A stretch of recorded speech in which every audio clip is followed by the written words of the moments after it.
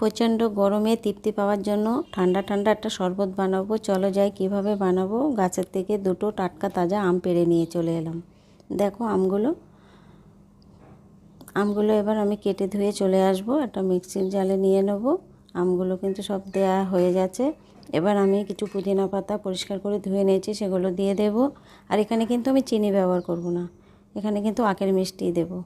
আখের মিষ্টির কিন্তু অনেক গুণাগুণ, আর চিনি খেলে কিন্তু অনেক ক্ষতি করে এবং স্বাস্থ্য সচেতন যারা তারা এইভাবে বানাবে। একটু জল জিরা দিয়ে দিলাম, একটু ভাজা জিরের গুঁড়ো আর একটু মরিচের গুঁড়ো দিয়ে আমি কিন্তু পেস্ট করে নিয়ে চলে এলাম। এদিকে গ্লাসটা নিয়েছি, আর দুটো আমে কিন্তু আমি 4 গ্লাস বানাবো।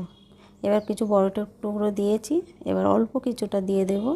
দিয়ে এখানে একটু সাদা জল মিশিয়ে খাওয়ার জন্য রেডি হয়ে গেছে। যাদের প্রচণ্ড গরম তারা এইভাবে বানিয়ে খেতে পারো। এটা কিন্তু আমরা দোকান থেকে কিনে এনেও খাই, বাড়িতে অর্গানিক জিনিস বানিয়ে খেতে পারো। খেতেও কিন্তু দারুণ হয়, আর খেলেও কিন্তু শরীরটা ভালো থাকে।